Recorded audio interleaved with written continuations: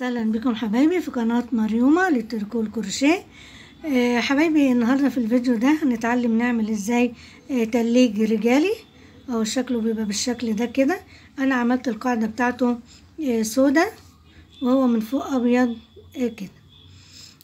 حبايبي انا اشتغلت بخيط لندن اللي هو ده. جبت طبعا بكرتين، بكرة بيضة وبكرة سودا، ومن نفس النوع الاتنين. البكرة اللي هي 100 جرام و250 متر، واشتغلت بإبرة كروشيه رقم 3.5، رقم 3.5. بص يا حبايبي، انا هقول لكم قبل ما ابتدي التليك دوت ممكن نعملوه لاي مقاس، اي مقاس، لو بيبي او اطفال او كبار. لو اطفال بناخد مقاس الرجل، طبعا هو كل المقاسات الرجالي او الاطفال او البيبي بناخد مقاس الرجل. نشوف مقاس الرجل قد ايه بالسنتيمتر، وننقص بالنسبة للاطفال الصغيرين ننقص 4 سنتي من المقاس اللي احنا خدناه.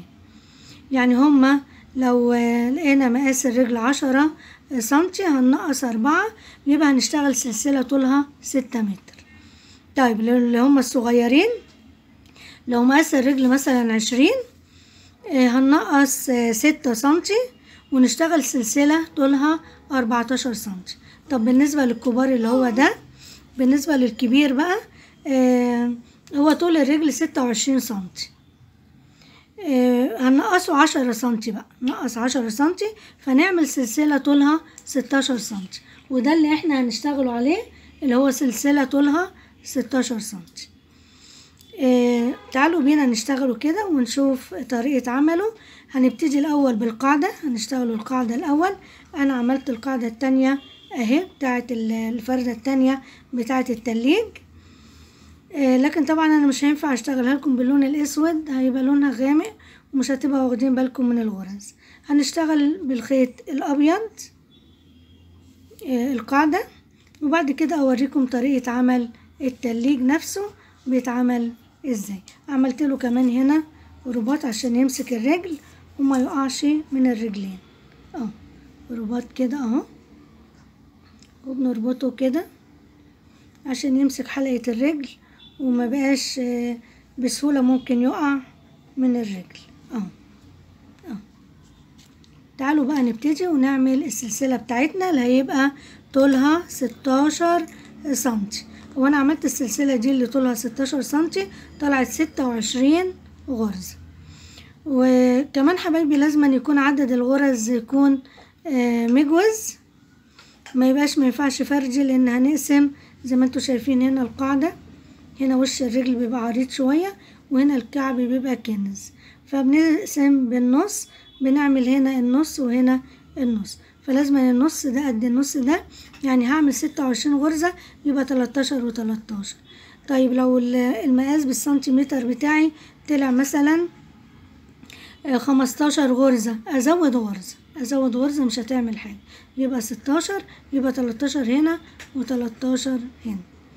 تعالوا يلا بينا بقى نشتغل ونبتدي نعمل اول سلسلة هيبقى طولها 16 سنتي. اللي انا عملتها في التليج هنا طلعت 26 غرزة، فهنبتدي ب26 غرزة. نبتدي نعمل عقدة البداية ونشتغل اول غرزة، ادي كده 1 2 3 4 5 6 7 8 9 10 11 12 13 14 15 16 17 18 19 20 21 22 23 24 25 26.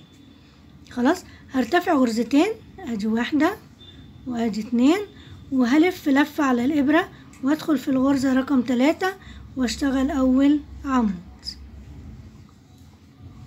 وابتدي حبايبي بقى في كل غرزة هعمل عمود بلف.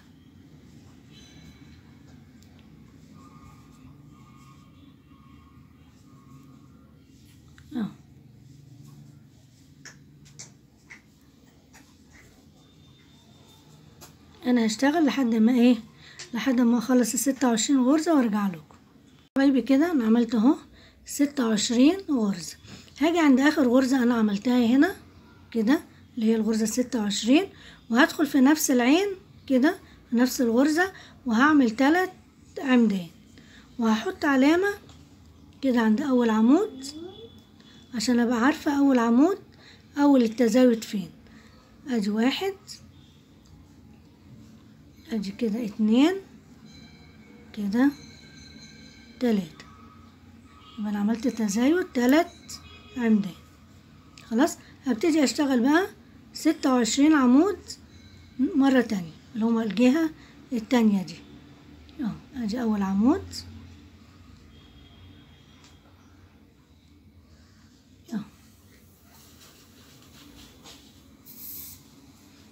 ادي 1 وعد وانا ماشية كده. ادي كده 2 3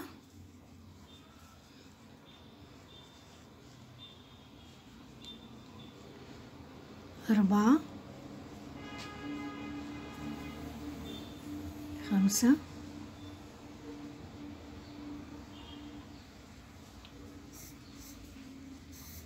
6 وانا هكمل بقية العمدان. يا حبايبي انا عملت اهو 26 عمود.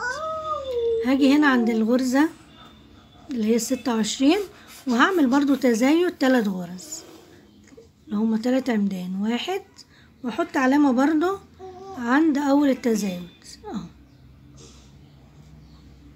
كده. ادي كده 1 2 3 وهقفل السطر بتاعي كده هنا في الارتفاع اللي انا كنت مرتفع بيه اللي هما الغرزتين. خلاص هرتفع غرزة واحدة كده، وبعد كده هبتدي اشتغل بقى في كل غرزة حبايبي هشتغل غرزة نص عمود. ازاي؟ باخد لفة على الابرة وبدخل هنا كده في الغرزة ومعايا 3 حلقات على الابرة اهو هطلع بيهم مرة واحدة. دي غرزة نص العمود. هعمل 13 غرزة نص عمود كده. اول 1 كده 2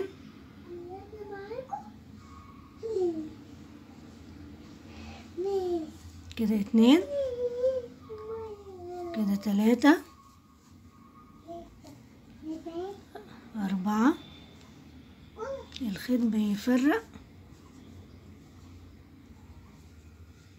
4 5 وانا هكمل 13 غرزة نص عمود. حبايبي كده عملت 13 غرزة نص عمود. هعمل بعد كده 13 غرزة عمود بقى من اول هنا كده. ادي 1 2 3 4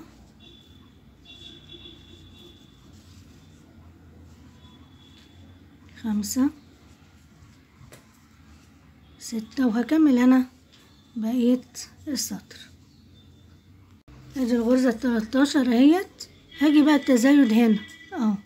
ادي التزايد افك كده وابتدي اعمل هنا. كنا عاملين 3 غرز هنعمل 6 في كل غرزة 2. يعني نيجي في الغرزة دي كده هنا وهعمل 2 عمود.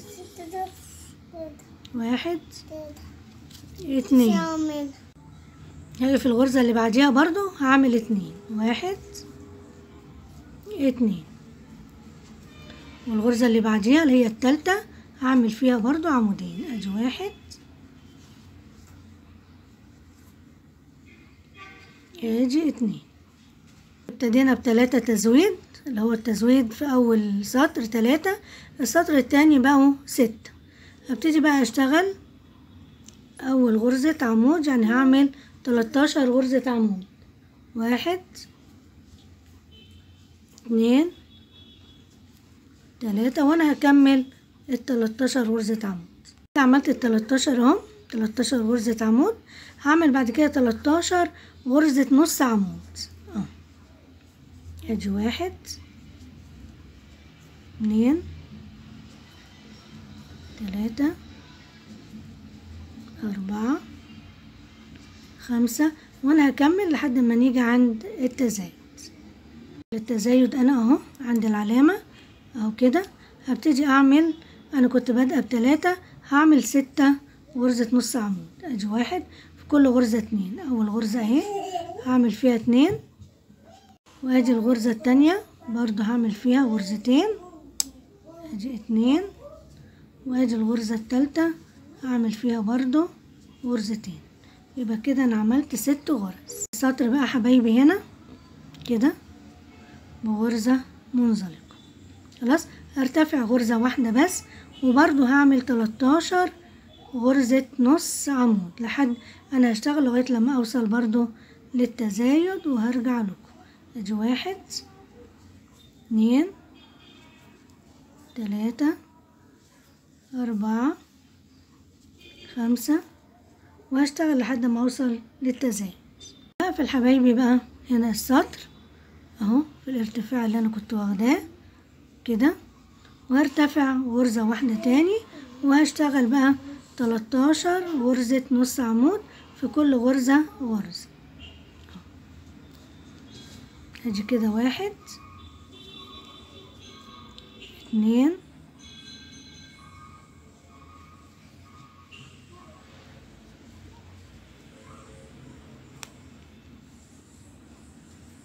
3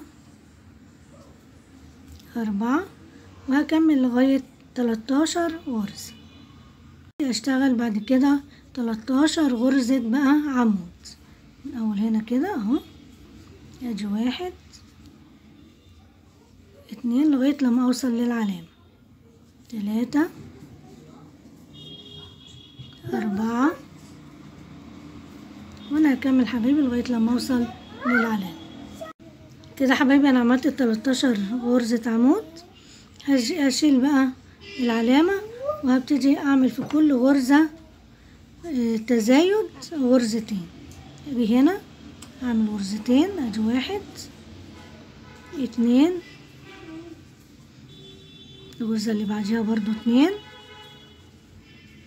2. بصوا حبايبي احنا ابتدينا ب3، ال3 في السطر اللي بعده بقى 6، ال6 في السطر ده هيبقوا 12. خلاص يبقى كده انا عملت 2 4، وادي كمان 2 يبقوا 6 7 8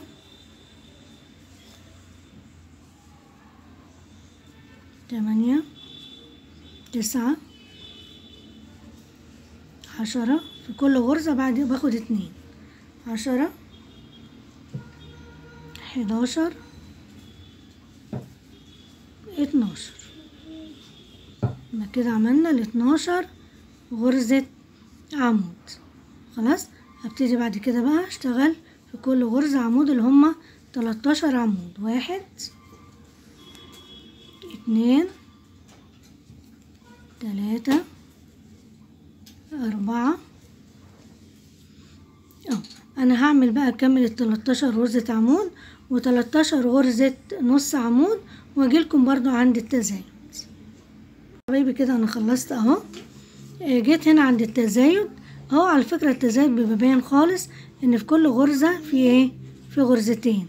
خلاص فانا هبتدي كده بقى هعمل في كل غرزة هعمل غرزتين نص عمود. يعني هعمل كام غرزة؟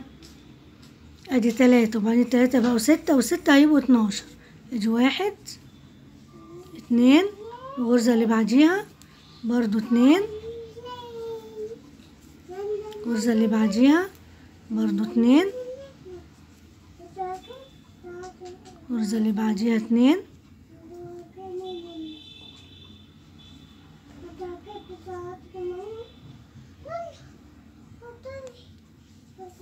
واحد 2، الغرزة اللي بعديها اهي، ادي 1 2. كده عملنا كام غرزة؟ ادي 2 4 6 8 وادي 2 يبقوا 10 اهو. وادي اخر اتنين يبقوا 12. ادي واحد وادي واحد. هنقفل بقى هنا كده بغرزة منزلقة وارتفع مرة تانية وابتدي اشتغل برضو 13 غرزة نص عمود. بصوا اهو هشتغل 13 غرزة نص عمود اهو كده، واشتغل هنا 13 غرزة عمود، وهاجي عند التزايد برضو وهقول لكم بقى هنعمله ايه. كده حبايبي انا كده عملت 13 غرزة نص عمود وادي 13 غرزة عمود. هاجي هنا اهوت بقى عند التزويد اللي انا بزوده اهو، هنا باين اهو واضح خالص كده اهو. بصوا هعد هنا ايه، احنا قلنا ابتدينا ب3 وبعدين زودنا بقوا 6 وبعدين زودنا بقوا 12. هقسم ال12 دول هنا 6 على اليمين و6 على الشمال اهو. بصوا من اول هنا كده ادي 1 2 3 4 5 6 خلاص، وحطيت علامة في الغرزة رقم 6. هشتغل كده بقى. بص حبايبي هاجي هنا عند التزويد واعمل غرزة تزويد، يعني غرزتين عمودين في غرزة واحدة اهو.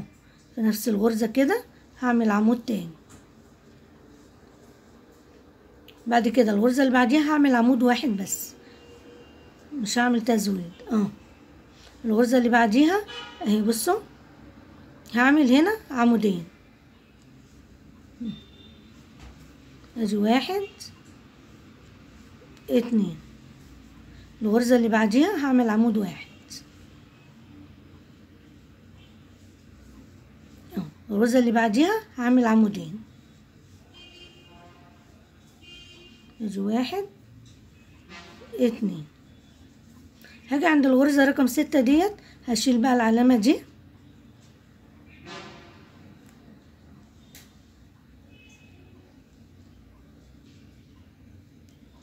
وهعمل عمود واحد هنا في الغرزة رقم 6 دي خلاص. هاجي الغرزة اللي بعديها بقى في 6 غرز اللي هما 6 غرز التانيين، ادي 1 2 3 4 5. ادي الغرزة رقم 6 هبتدي بقى في ال6 غرز عمود بلف، عمود واحد بس مش هعمل تزويد خلاص. عمود في الغرزة اللي بعديها هعمل 2 عمودين في غرزة واحدة، ادي 1 2. الغرزة اللي بعديها هعمل عمود واحد، الغرزة اللي بعديها اهي هعمل عمودين، ادي 1 2. الغرزة اللي بعديها هعمل عمود واحد، الغرزة اللي بعديها اللي هي رقم 6 دي هعمل عمودين، ادي 1 ادي 2 اهو.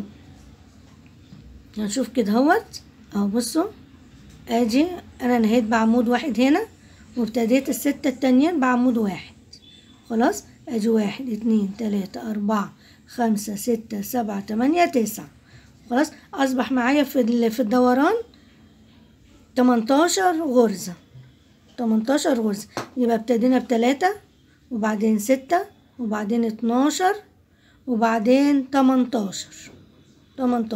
بصوا الدايرة تبقى ايه، تبقى مظبوطة كده، لا هي واسعة ولا هي ايه مفشفشة كده، هتلاقي الدوران بتاعها مظبوط. بعد كده هكمل بقى في كل غرزة عمود كده اللي هما 13 عمود، ادي 1 كده 2 3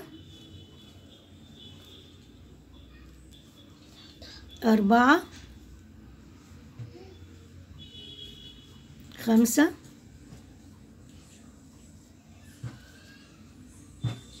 6 7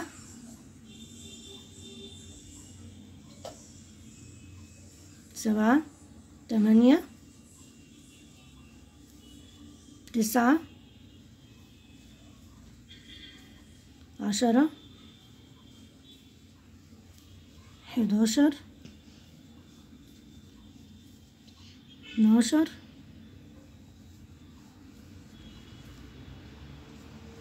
13. كده عملت 13 عمود. خلاص كده عملت 13. هعمل بعد كده بقى 13 غرزة نص عمود، واللي انا عملته هنا اللي هما 18 غرزة هقسم دول برضو كده هنا وهعملهم 18 غرزة. يبقى زي ما عملت هنا هعمل هنا، انا هعملهم بقى واقسم بالظبط هنا كده، بس هنا هعمل بقى غرزة نص عمود، هعمل 18 غرزة عمود. خلاص زي ما عملت هنا هعمل هنا. حبايبي اصبحت بالشكل ده كده اهو. هبتدي كده هاجي هنا بقى كده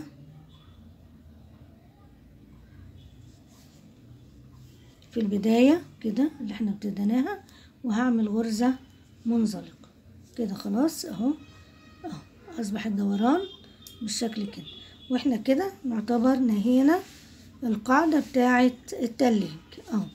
اصبحت بالشكل ده كده اهو زي ما احنا شايفينها اهي، مفرودة ومستقيمة، والدوران بتاعها مش واسع ولا حاجة، الدوران بتاعها جميل جدا جدا جدا. هنبتدي بعد كده اهوت بقى نعمل التليج اهو. التليج انا عملتها لكم باللون الابيض بس عشان تبقى واضحة، لكن احنا هنشتغلها باللون الاسود اهو كده اهو زي ما احنا شايفينه كده. انا عاملة القاعدة بتاعته اهي اهي. هنبتدي بقى نشتغل التليج. جسم التليج ده من فوق.